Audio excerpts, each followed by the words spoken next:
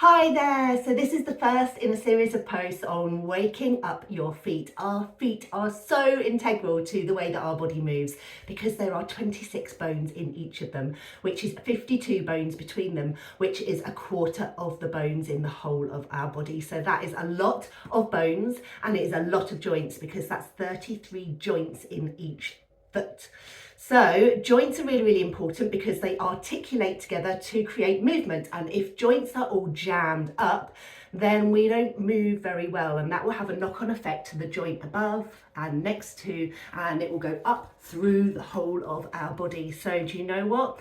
The movement in your feet directly links to the rest of your body. I have often seen people that have got problems at their neck that have been driven by something at their foot first. Now, the importance of joints are that there are mechanoreceptors in the joints. Now, mechanoreceptors send information to the brain about the body's position in space. So it will send information, good information and sometimes bad information, if those joints aren't moving very well. So we want to be able to stimulate those joints so that those mechanoreceptors can start sending really fantastic information up to the brain. Watch for the next post on how we do that. Welcome to number 2 in our Wake the Feet Up series. So this is all about coverage because lots of people use a ball to roll their feet out, but what they end up doing is just going backwards and forwards. And when we go backwards and forwards, we miss a whole load of the bones and the joints in the feet. Remember, we've got 26 bones. We've got 33 joints, so we want to cover all of that area in our foot. So it's not okay just to go forward and back, but we also want to go side to side. So capture all of those bones on the inside of the foot and the outside of the foot, snaking all the way to the back of the heel, giving that some loving as well, and then coming back towards the front. So we really want to make sure that we're stimulating all of those joints, not just the ones that get caught in this front to back rolling.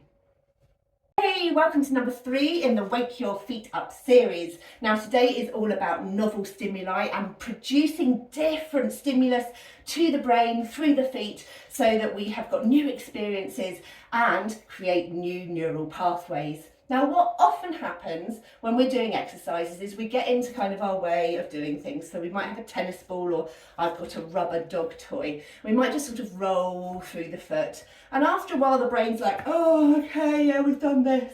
And it sort of switches off and doesn't really pay attention to what we're doing. So when we give a different stimulus, it goes, oh, and it kind of keeps our brain on its toes, excuse the pun.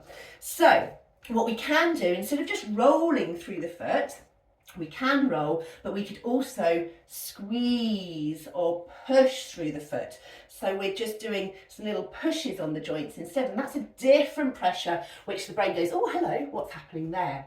We could also wring the joints out, so do a little twist on the joints. And again, it's just a different stimulus that makes the brain go, oh, hello, what's happening down there?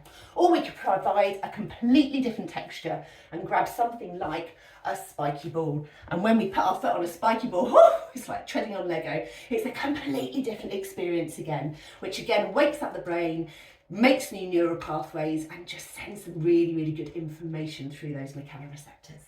Hi, so welcome to the 4th in the Wake Up Your Feet series, and in the last one we touched on different pressures as different stimuli to your feet, and we were using a ball and a spiky ball, but actually now we can look at using just completely different materials as well. Now I haven't got a feather. I was thinking it'd be really nice to show a feather, but a feather is a completely different stimulus, isn't it? You know, when you pull that through your foot to rolling a ball through your foot. So you can use lots of different objects. Be really creative. I've got stickle bricks. I'm really quite a big fan of stickle bricks. I like using the flat. That's a really lovely experience and a lovely kind of input into those receptors in all of the joints. But also we can use the side, which is just a little bit, oh, that's a bit more tickly. So again, it's a different stimulus, it's a different sensation, it's novel stimuli. We can also use, oh, I've got what here, I've got a gua sha tool here, so it's like a comb, so I can just, again, that's a really, really different stimulation. Now we're lucky that we've got a vibration plate downstairs and we put our feet on that, but also you could use a handheld massager or any kind of vibrating thing, because vibration through those joints again is a completely different stimulus. So what different things have you got around your house that you can stimulate your feet with? Try it out.